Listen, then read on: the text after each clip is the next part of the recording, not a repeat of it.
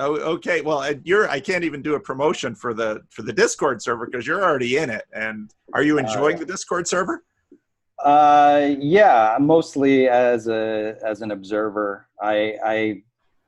Being honest, I don't know what 99% of the stuff people are talking about is. So I I didn't take a single philosophy class in college, and while I find it all very interesting and I have a stack of books to get to, I'm playing catch up intellectually. We all are. And someone once made a comment in the comment section that Vanderklay's he's just nodding and he doesn't even know what's going on. That certainly is true some of the time. None of us are smart enough to know everything, and we all get out of our depths in one thing or another. So yeah, I'm trying to avoid doing that. But that's actually, it's kind of funny because that's one of the things that first really caught my attention about you was I was thinking, wait, this guy's a pastor? He's really smart for a pastor when it comes to philosophy and things that are not Bible related. So that's been new to find someone, and I've been hooked ever since. So the Christian Reformed Church it's a European denomination, and like many of the older denominations had fairly rigorous, those have been weakening lately, but had fairly rigorous educational standards for its clergy. And that's contested, especially in an American context. But especially if you go into the ministry young, get as much education as you can. It could, if I didn't have not just this education, but interest in these kinds of things, I couldn't do what I'm doing now. So, but I get lots of stuff wrong. I fake it plenty. So pastors are liars and thieves. So. well, I spent a couple of years around the Jesuits, and they're it's a similar tradition, very education heavy. And yep. Yeah. Yeah. Well, why don't you tell me a little bit about yourself, because we've never spoken before. Sure. Yeah. I suppose in accordance with your new guidelines, I guess I'll start basically with my faith, which takes me back to, when I was growing up. I grew up in a Christian family and in San Diego.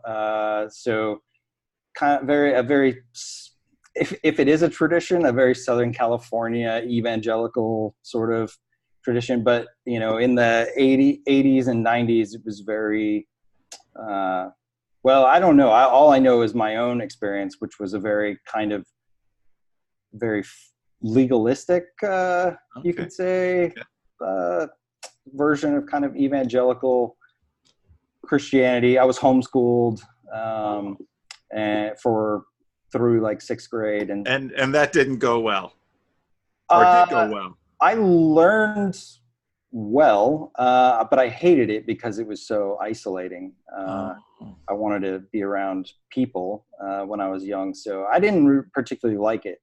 Mm-hmm. But so we went to like a Calvary chapel church, and then around in 6th grade, we moved to Montana, and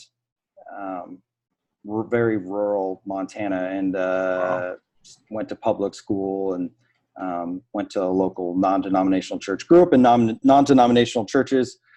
Didn't really think too much about it, I guess, until sort of the end of high school. I started going to an evangelical free church, and with a pastor who was far more, I don't know what the right word is, intellectual than my previous pastors, I suppose. Free comes out of Scandinavia. So again, as opposed to these American non-denominational things that are just kind of, hey, do the kids like you? Do the adults? Yeah. You'll be our pastor. The European churches had educational demands on their clergy before they were allowed to preach and teach and do things.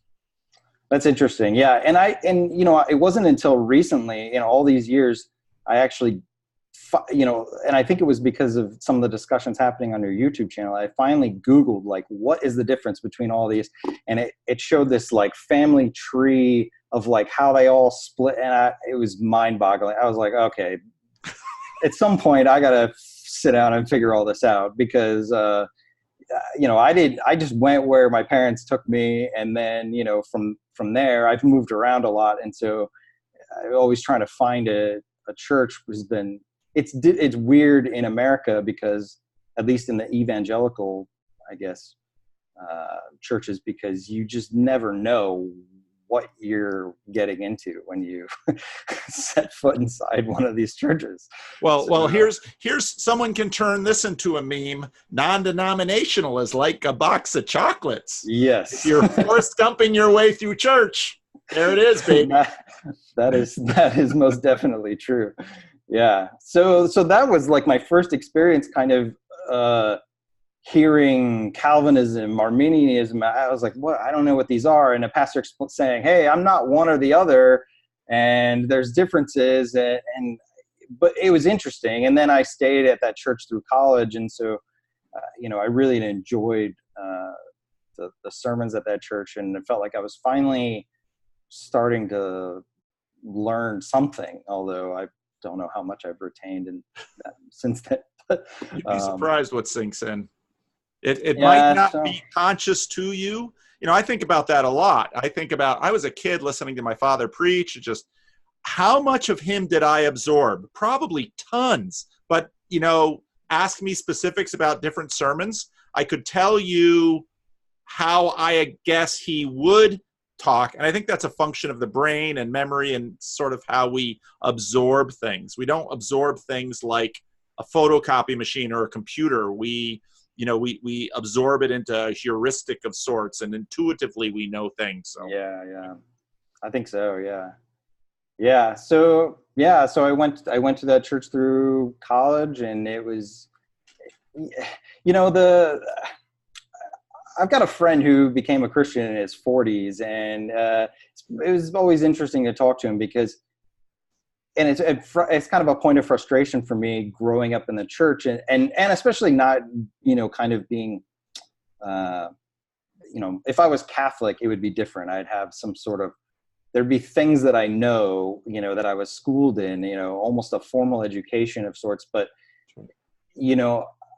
when you're just in it, you don't really know, you don't think about it too much, and especially I'm just by nature, I was a kid, like, my parents they said they'd never lie to me. So I believe everything they tell me. And when they say, it's, when I ask questions and they say it's because I said so, okay.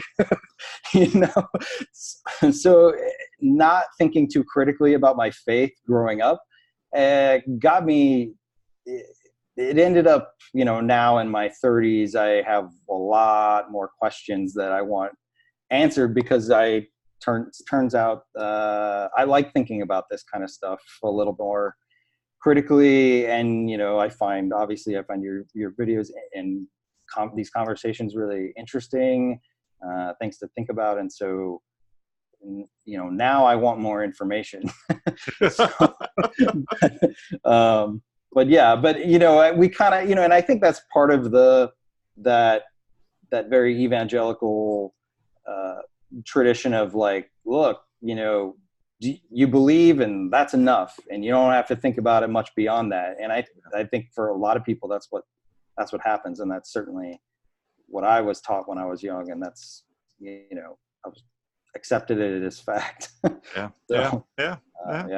So, but then you go to college, and now you have professors who, let's just say they don't, I didn't encounter too many Christian professors in college. And so, or even professors who had much respect for Christianity. And so, or classmates for that matter. And so now, you're just, when you're being attacked or your faith is being attacked, you don't really want, you start to think about, well, if I start to think critically about this, if I start to, consider the questions that they have for me, I don't want to lose my faith. So I'm going to pretend that I didn't hear that, and just, which is kind of, I don't think that's that's kind of what you're taught, or what I was, as young, like, don't listen to these teachers, don't listen to these professors.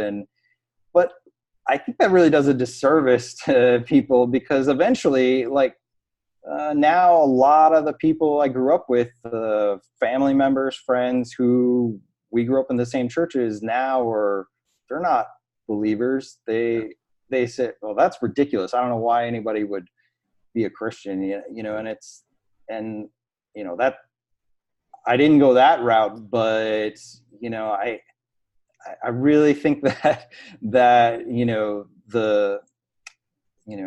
kind of just reading the Bible, everything in the Bible is true. Don't ever question it. Don't ever think critically about it. Just accept it and believe it and move on, and don't listen to these people. Don't interact with them. Don't have these conversations with them, is, I think, really puts you in a tough position, because when you start to doubt yourself, you don't have answers to these questions, and then you have to go somewhere to find them, and you may not find good answers. Yeah, and culturally, that prohibition is suspicious on lots of levels, because culturally we have a very open culture, and it's like, well, investigate it. Miss Frizzle, the Magic School Bus, get dirty, take chances, ask questions.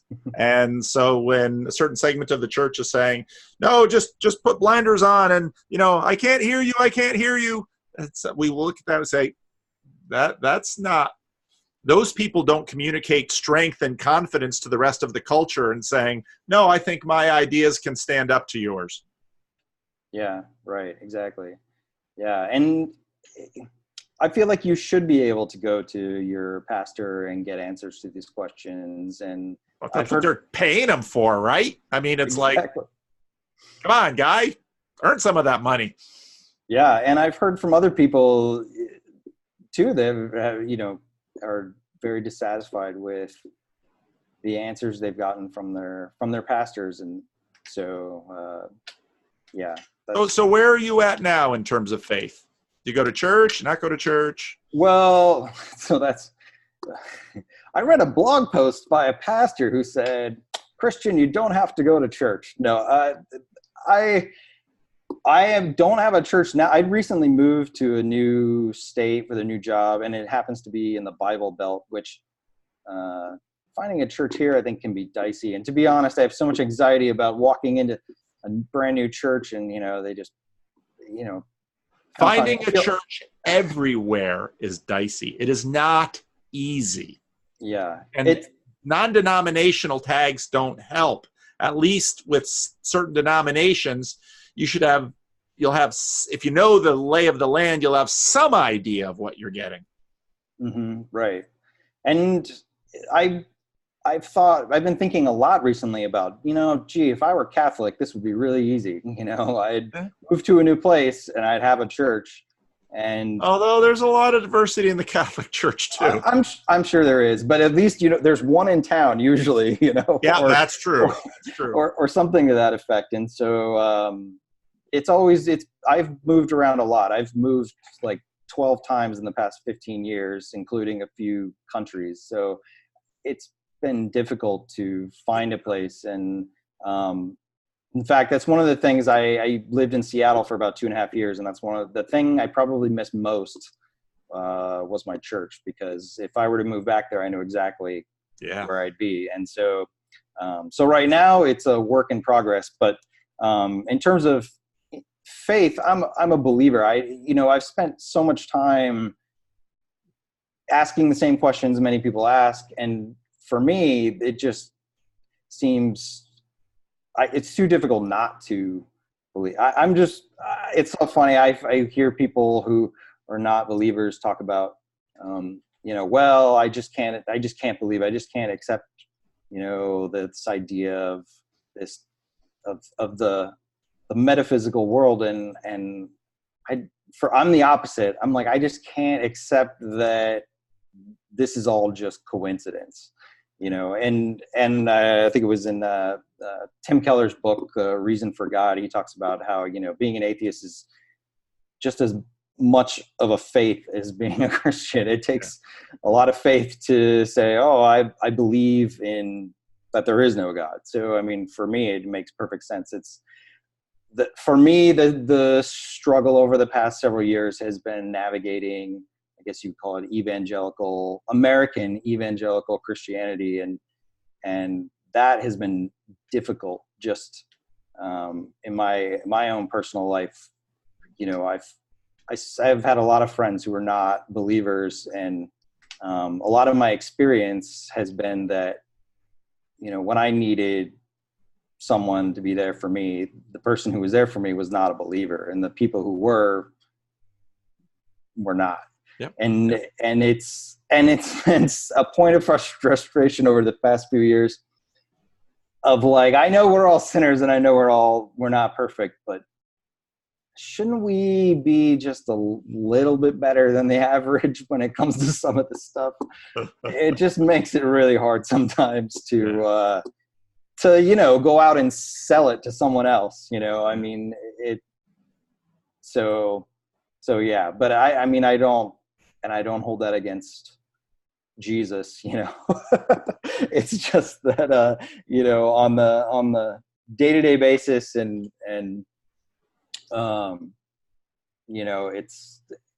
think it can be difficult to latch on to a specific church or a specific community and get plugged in and feel like, yeah, this is really adding something to my life that I need. So, I mean, it's something I desire and I'm constantly trying to find, but it's very difficult. And in Seattle, I was there for 2.5 years, and Seattle is a notoriously difficult place to make friends, and the church is not immune to that at all. So, Interesting.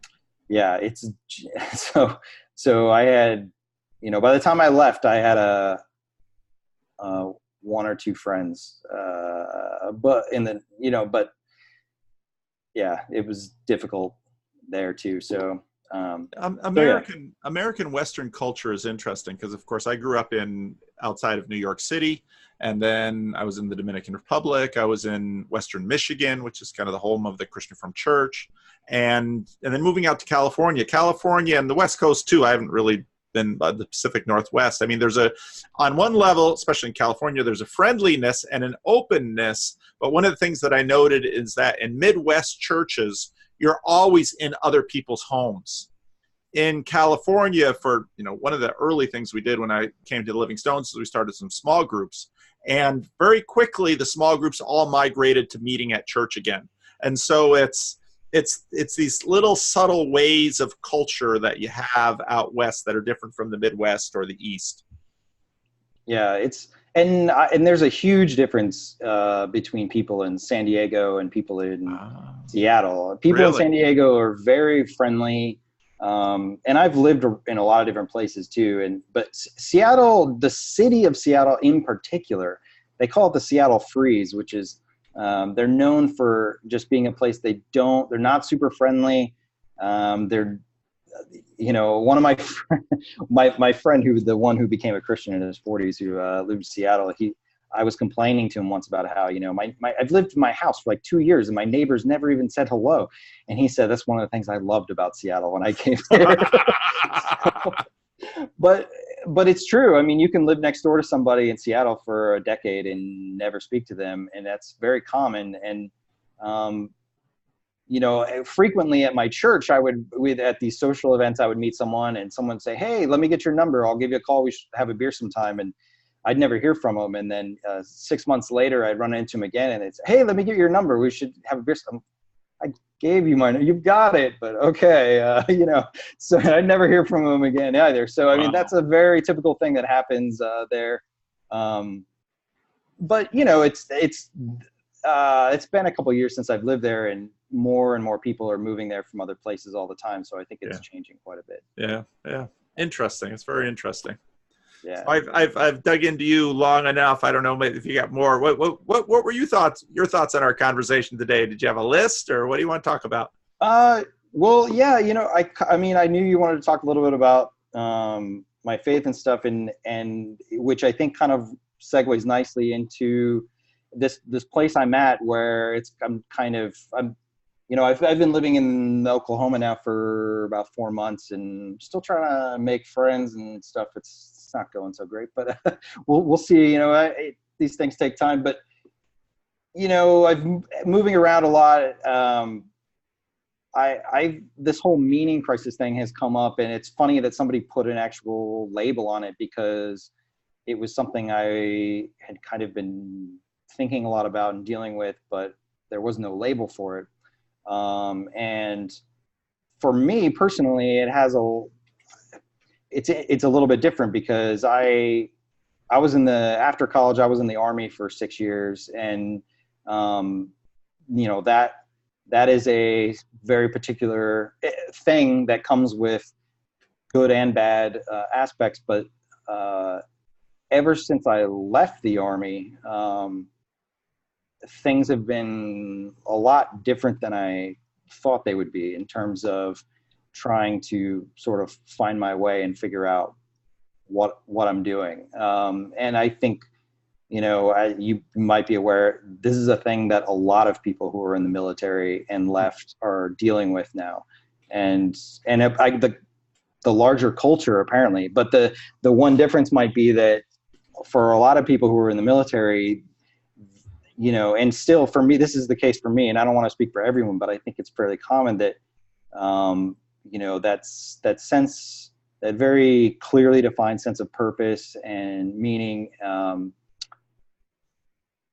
I had that in the military, in spite of how much suffering it was, and it was a lot of suffering, or oftentimes just arbitrary, which led to frustration that motivates a lot of people to leave the military. And certainly I was motivated to get out as soon as I could at different points in my career. And so, but when you leave, what I should say, when you're in, it's a sort of a tribe. It's a very close knit group. I had, the best friends I've ever had in my life were in the Army. And so, and it had a sense of community and a shared sense of purpose. And even if you didn't really believe in the mission, you were there with someone else, and we all had sort of that shared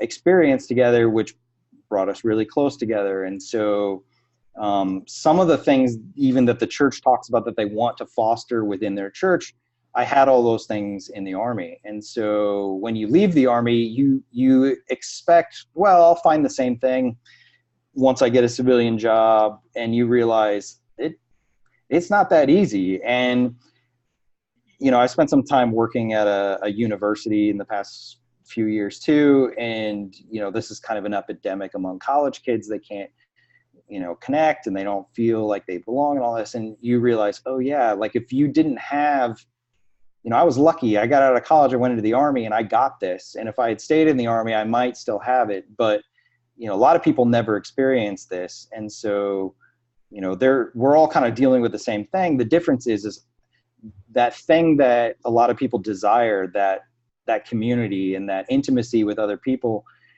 I know what that's like.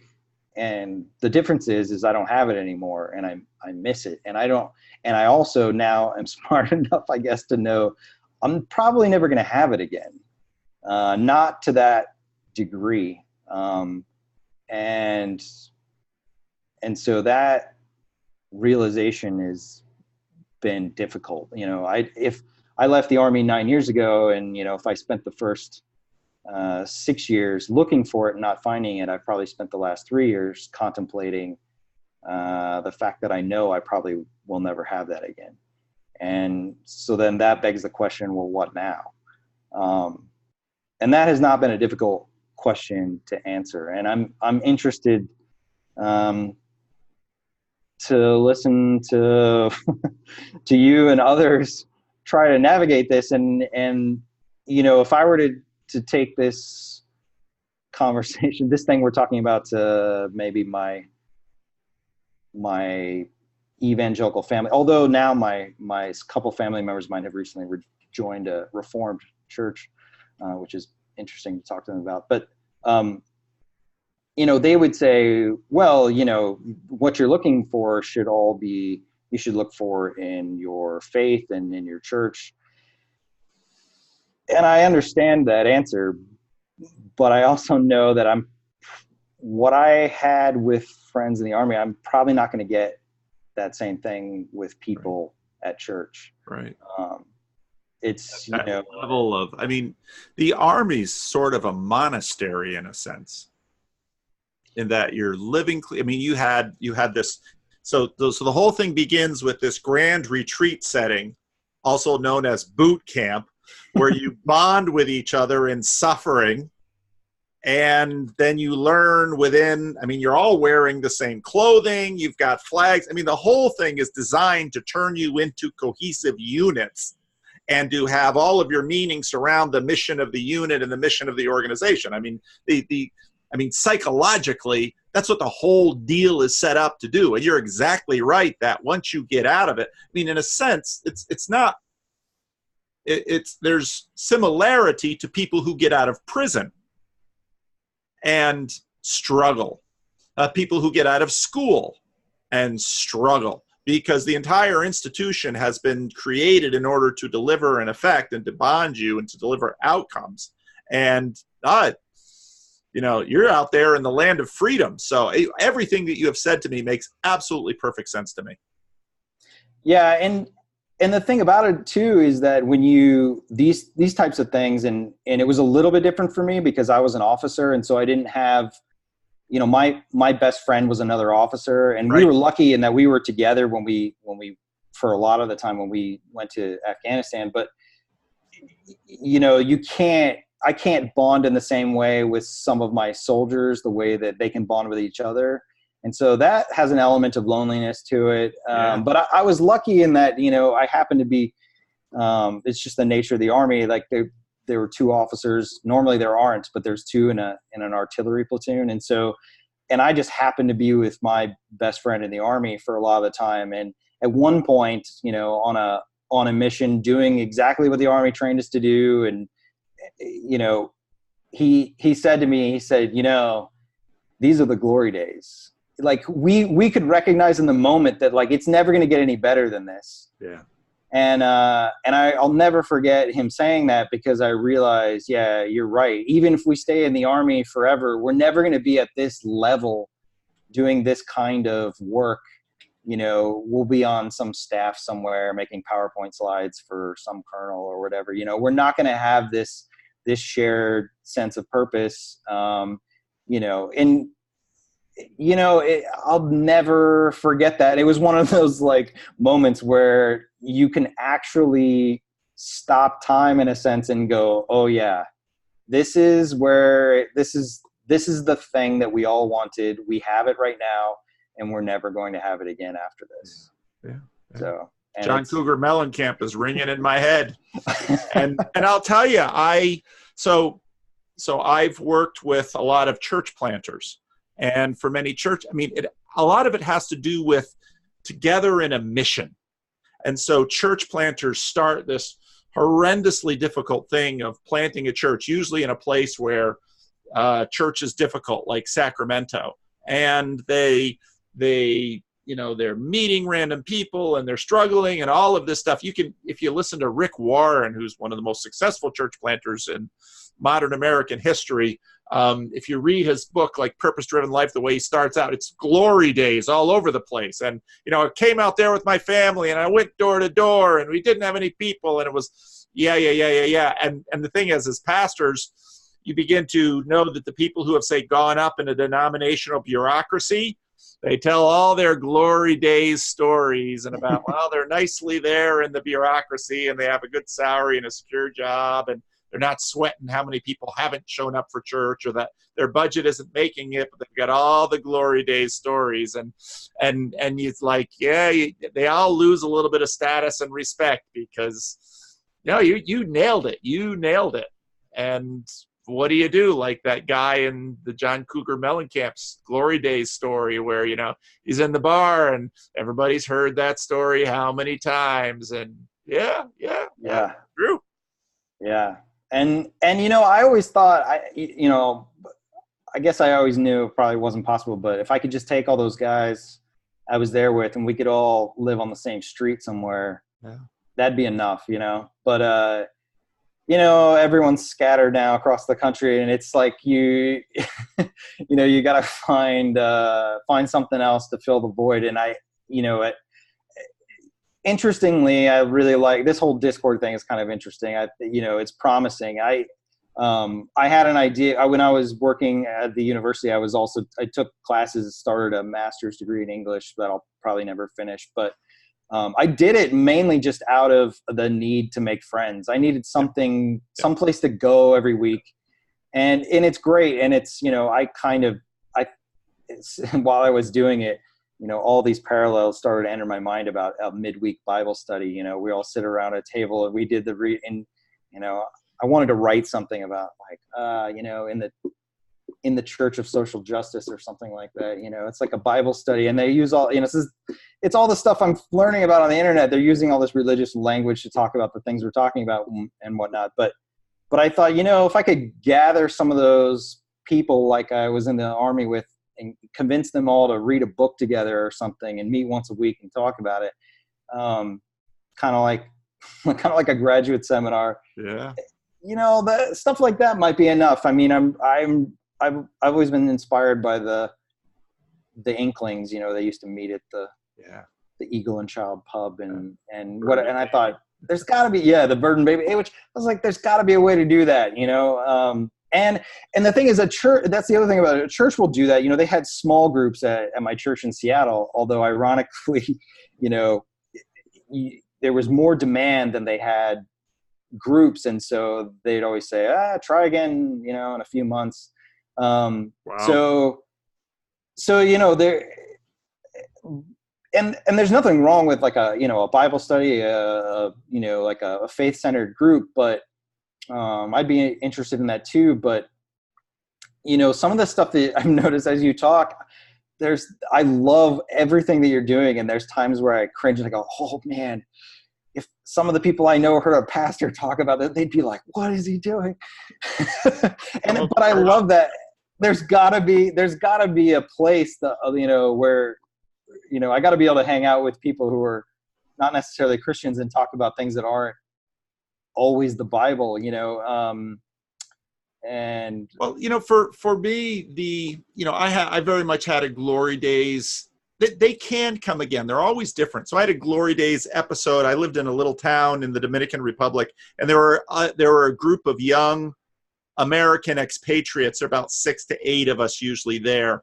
And we all bonded. And, again, there was always suffering. So one of our members, he was a marine biologist, and he was working for a shrimp farm, and he was always getting attacked, and he had an on guard, and he was getting robbed, and you'd have tropical storms come through. So we're always rescuing each other from these crazy situations, and we'd share food together, and we lived together, and we share lives together. And I have a bond with these people that when we get together, it's like, bang, we're right there, and we tell the old stories, and bang. And so it's all these, and families have that often. So siblings have that. And truth be told, we're having that sort of right now in our Jordan Peterson meetup in Sacramento. And you can sense some of that in the Discord server, and that, Joey and Tyler and Rick, and, they're the ones that in the Discord server, and, and so then, friendships have been built, and then you start getting C.S. Lewis writes about the inner ring and the outer ring. You start getting those dynamics, but there can be times again. Now there are certain elements that always seem to be involved. There's always amount of risk, a certain amount of, there's always risk involved in it. There's usually some kind of suffering or stretching. There's very much being together. There's very much a mission. And in a sense, these things, you can sort of create the environment for them to happen, but it's always like, I look at the Jordan Peterson meetup that we have here in Sacramento, and I think we just had some of the right people. And without some of those right people, it wouldn't have happened. And I also had some of that with my church planting cluster that we had in Sacramento. And we had some glory days in the late 90s, early 2000s, when we just had certain key people there, and it just hummed. And so, but then you go through these drought periods where, we're going to have this again, and so it can happen again. And I think part of setting yourself up to have it happen again is recognizing the necessary but not sufficient elements that you need. You need to be on a mission with some people. You need to have enough diversity but enough commonality. You need to have enough living together. You need to get together often enough. And then this is sort of what I'd say the God part of it, where it happens when you have just the right people. And you could not have selected these people. You could not have recruited or found these people. So when it happens, it's just a gift of God. It's like whoosh. And you look at the Jordan Peterson moment too. That's a kind of a different thing, because I don't know to what a degree he's got. That's the thing I've often looked. He doesn't seem to have a team of people. Like if this little thing around me keeps going, there's Joey and Job and Jeff and Luke, and these are kind of the online guys. But then there's the guys who aren't online, who are behind the scenes. And so I'd say, the main thing is recognize the necessary elements and just keep them ready. I mean, it's sort of like a fish trap. You just have it, or fishing. You keep the hook in the water, you keep the bait on the line, and you just wait for, in a sense, God to move in, and you build the altar on Carmel and wait for God to, bring fire from the sky. Yeah. It's and I know it's difficult. It's not an easy thing to cultivate, and can take time for sure. Some of the monastic groups had the discipline of, it's basically the discipline of place. And you're exactly right when you said you've moved around a lot. That makes it difficult, because staying grounded and rooted. So my father spent 36 years in his first ministry. I've been 22 years in this place. The longer you're in a place, the more, it's sort of like the difference between someone just dreaming up some fantasy novel and Tolkien, who had languages for elves and languages for orcs and this huge backstory, which allowed the moment that was The Hobbit and The Lord of the Rings to grow. Yeah. It's, it's not something, it's something that's really important to me. So it's not something that I'll give up on. And I'm interested to see what happens with this community. It's, and I thought it was very interesting how when your survey results came out, that the number one thing people were looking for were friendships, which, I mean, that it was true for me. And, I think it's a very, and it's even tough with, I think, the fact that I think a lot of people move around. I think a part of that is almost unavoidable. I came here for a job that I just could not turn down. And it's not because I wanted to move here necessarily, but I think a lot of people are in that boat. And so I don't see that changing anytime soon. The great thing about the internet is that you can connect some people. And so it'll be interesting to see what happens there. But, well, and I thought that was interesting too, because Job was kind of thinking about a convention, but I was thinking about a retreat, and I was thinking 15 to 20 people for 3 days in a nice setting where. But you're too popular, Paul. We can't have a retreat with 1,000 people. Oh, but they won't all come once you set a date. You say that, but maybe. You might be surprised. I don't know. We'll see. I should just I've got some in my mind and some places in my mind. I should just announce. I just don't like administration setting this stuff up. So I'm going to be at this place. Click here to register. And I've got some I was ideas. Listening to it. I'm Googling flights as you're talking about it on the podcast. Yeah.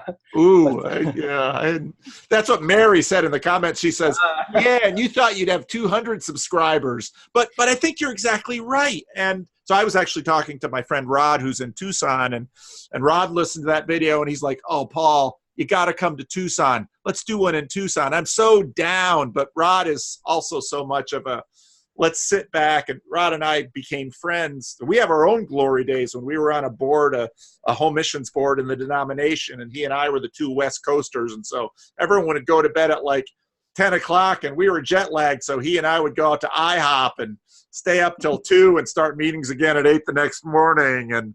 But that's where we bonded. And so he and I have a bond that, is unique. So no, and that's why I do think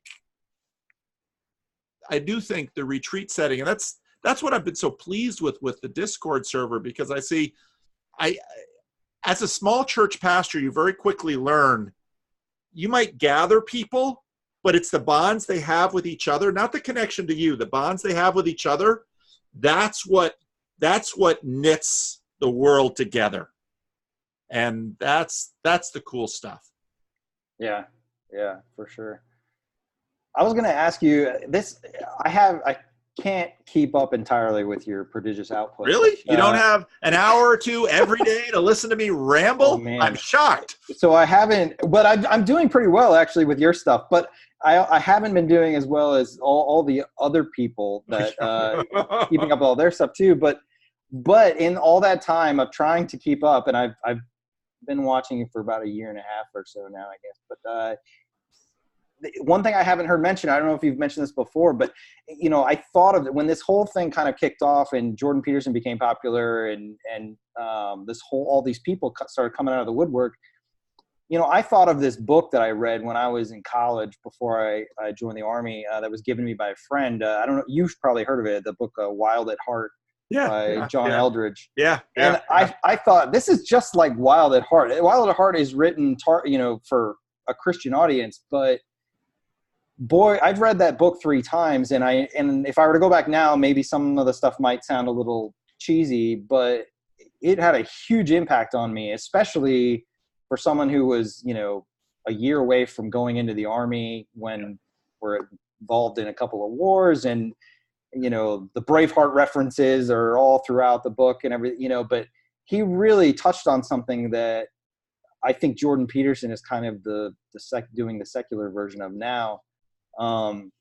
And that just has stuck in my mind, but I haven't seen it come up anywhere. I haven't seen anybody mention it. And I don't know if it was published in 2001. I don't know if it's a little dated now or what, but that was a huge book in the early aughts, and church planters, and that book was all over the place. And it's the same, it's part of the same, it's growing out of the same needs.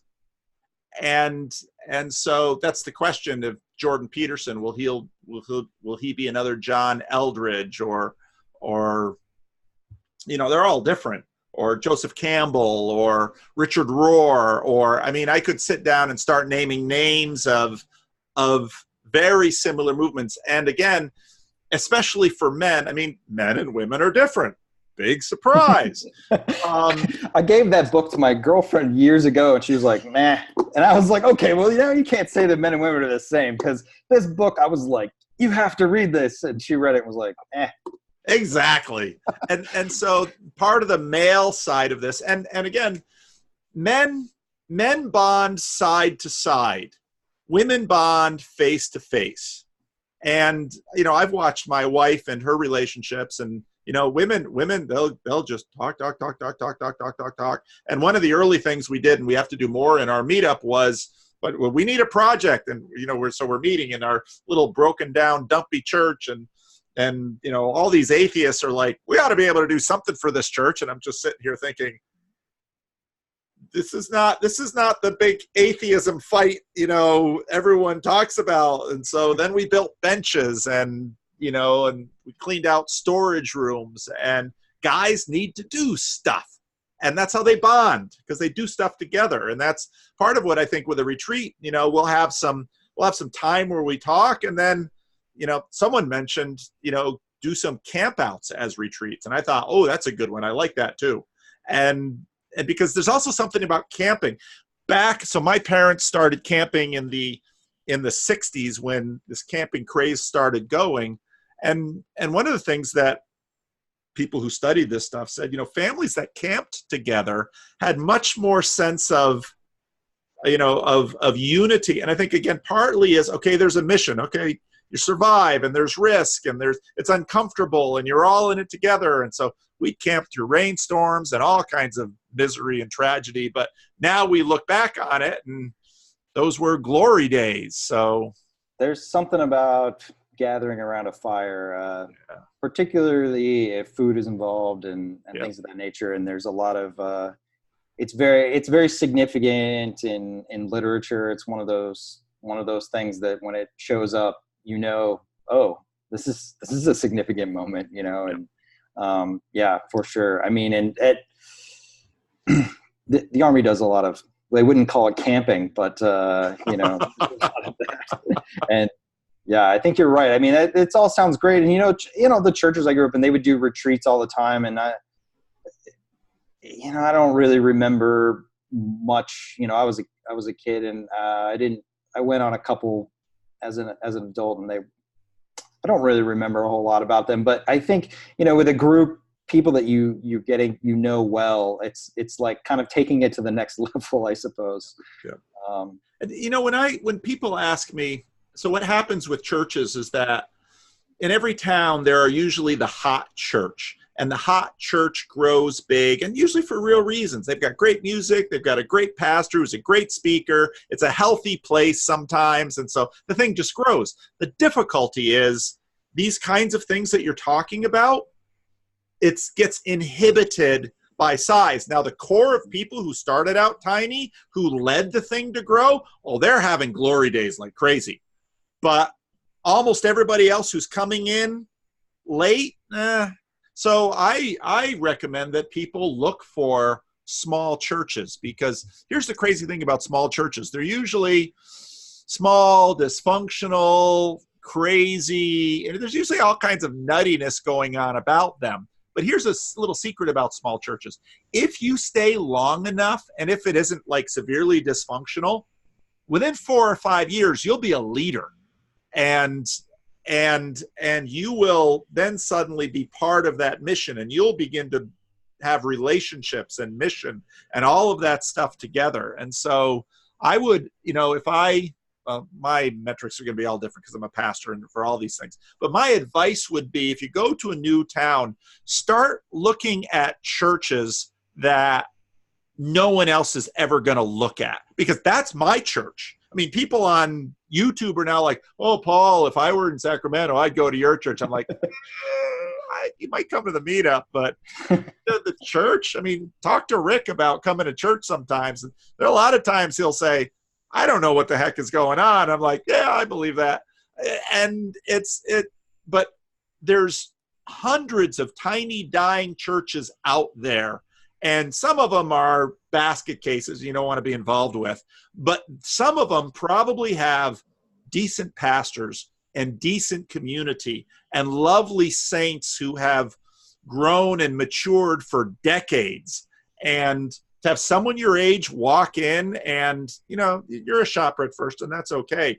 But if you decide the pastor's decent and the people are Christian and it's mature and there's enough commonality and alignment, that's the church you want, because especially if you're going to stay, because even if you're not going to stay, because people say, well, how do you get into the church? Well, go every week for a month and everyone will say you're a core member, just because that's how it grows. So that's my church plan. That's my church finding advice.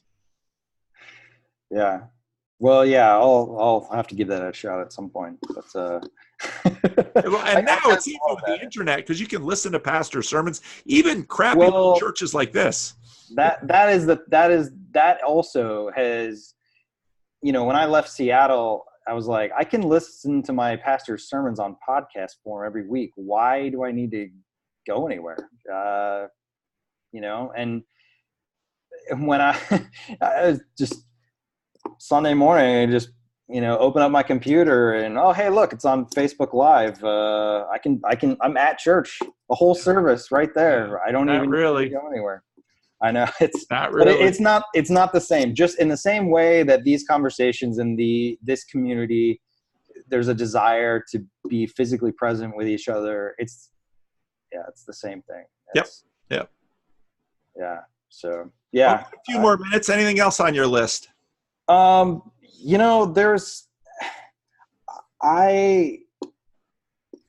Yeah, there was another, just out of curiosity, there's another book I wanted to mention to you. I want to know if you'd read it, but this is another one that more recently, in the wake of this whole meaning crisis and all that, really, this was the book that really kind of explained to me what I was dealing with, in a way that made sense. And that was the book called Tribe by Sebastian Junger. It's subtitled On Homecoming and Belonging. And it's a real short book. And it's really interesting because he kind of, he pulls from psychology and history and all this, and to really kind of identify that this is not a new phenomenon. And like, and he has all these examples in it about, people in London during the Blitz in World War II. It was an awful time, but afterwards they recalled it with this, this almost this nostalgia about, boy, again, those were the glory days, this. And he talks about why this is, and he gets into some of the psychology of, and one of the things that he mentions in there, something like, humans don't mind hardship, and the fact they thrive on it. What they mind is not feeling necessary. And yeah, and I was like, man, when I read that, I was like, yeah, because my feelings on, what I did in the Army, or I should say, the wars, were pretty, I don't mind saying that I think they're just it's a futile endeavor. I think in the way that World War I, ended with all this loss and nothing accomplished. I think that's essentially where we're at with these now. And I recognized that while I was in it. It was so obvious. And that was 2006. And so I realized this war has been lost for several years, but we're just still here. And so, but it didn't really matter that much, because a lot of people don't realize is that once you're in it, the mission, you're given a mission and you're doing your best to accomplish it, but it's not really about that at that point. At that point, it's about the people you're there with, and trying to, serve those people, protect those people, take care of those people, and all come home together. And so, there isn't so much the same loss of meaning like there was in World War I, where they were all very idealistic and they believed in their cause, and then it turned out to be, a total mess, and they realized, wow, that wasn't what we thought it was going to be. I think a lot of the people who have served in these wars kind of know that, if not, they figure it out pretty soon. They're like, okay, yeah, we're not going to change this place, Yeah. And so, if you can kind of shift focus, and your focus is, my responsibility to my fellow soldiers or whoever, I can get meaning from that.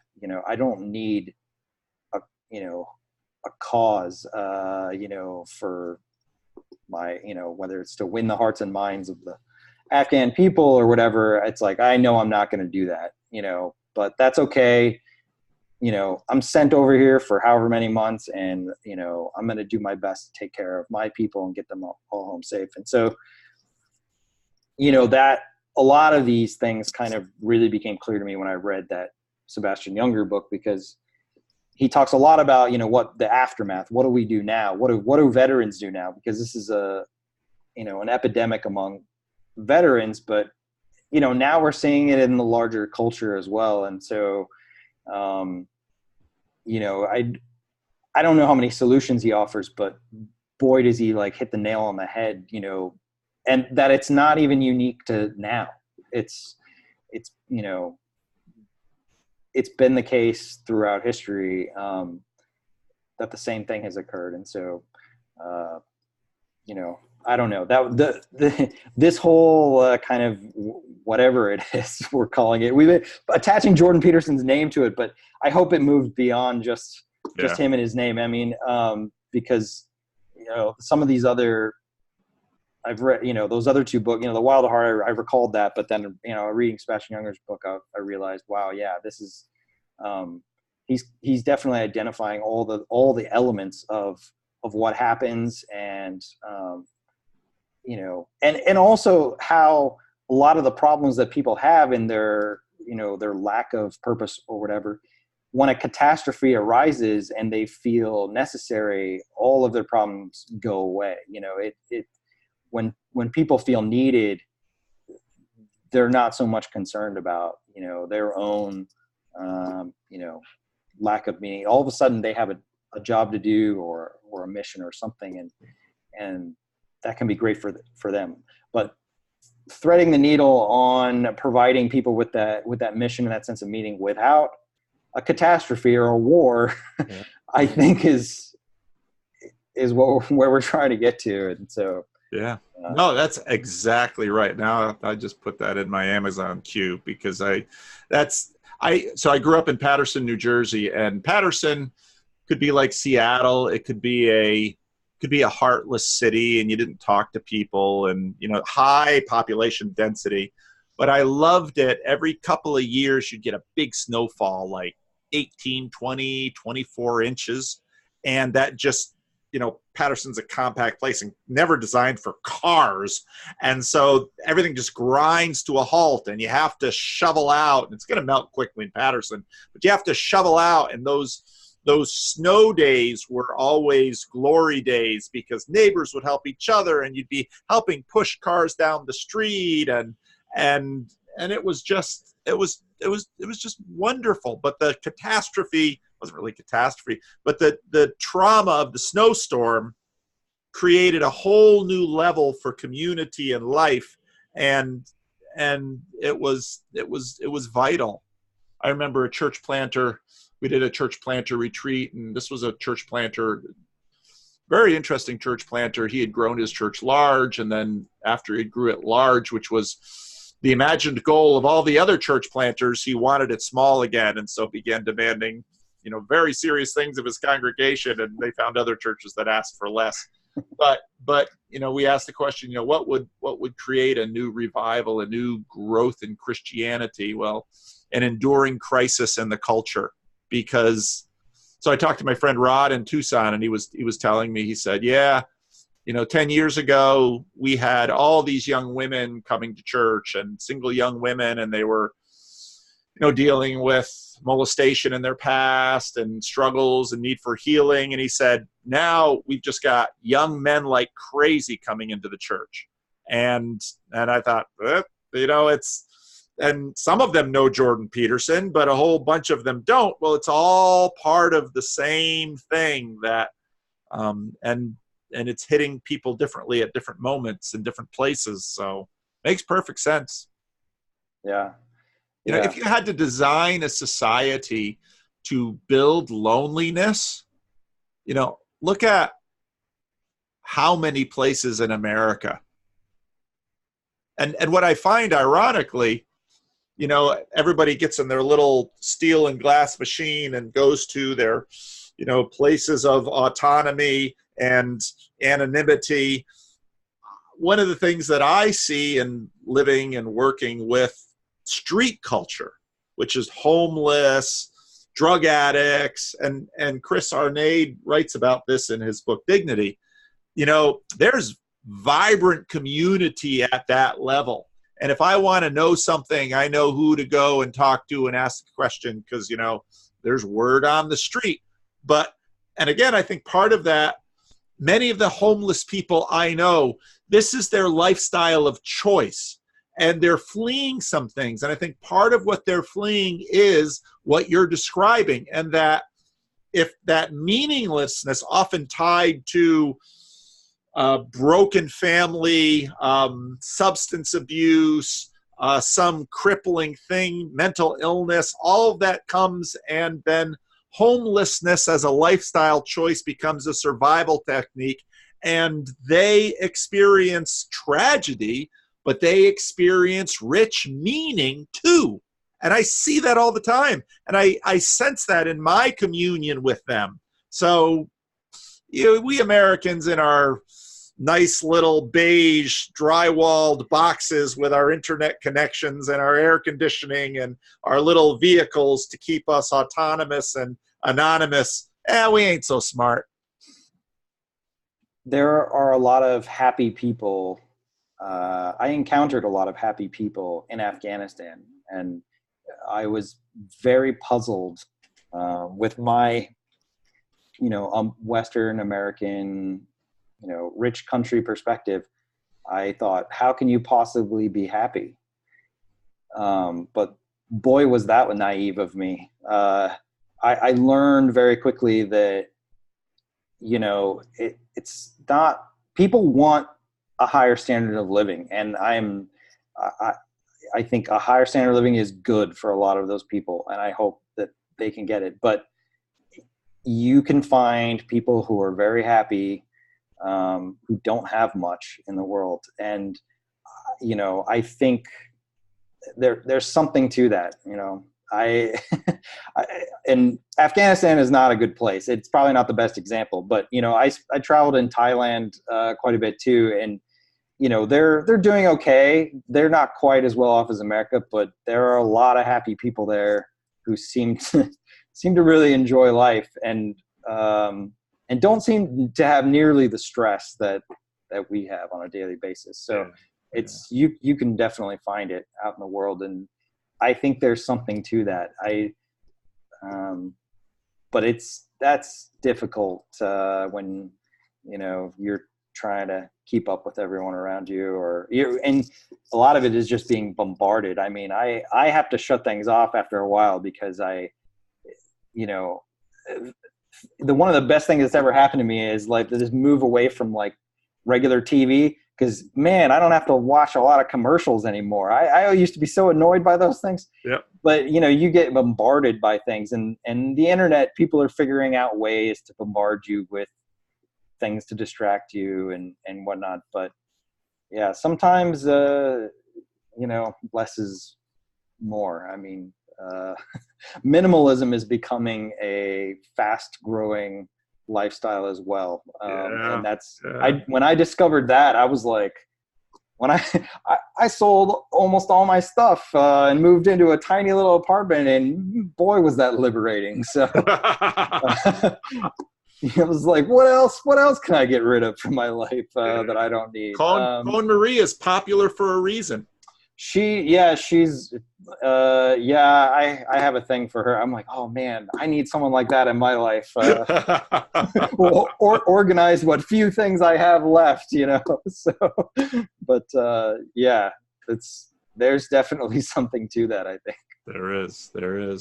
Well, Andrew, this has been a delight, and I don't know if you're willing to let me share this, or you want to watch it first, or if you don't want to share that, all of those options are fine. I will send you the recording of this. Okay. And you can decide if, everybody's story is their own. And like I say, only about half of the stories make it to my channel. So, which I'm totally good with, because I believe God knows and God sees, and this strange thing called YouTube doesn't have to see everything. So. Well, I appreciate that. All right. And I really appreciate what you're doing, and I hope you keep doing it, because I'll keep consuming it for sure. All right. Well, thank you, Andrew. All right. Thanks, Paul. Take care.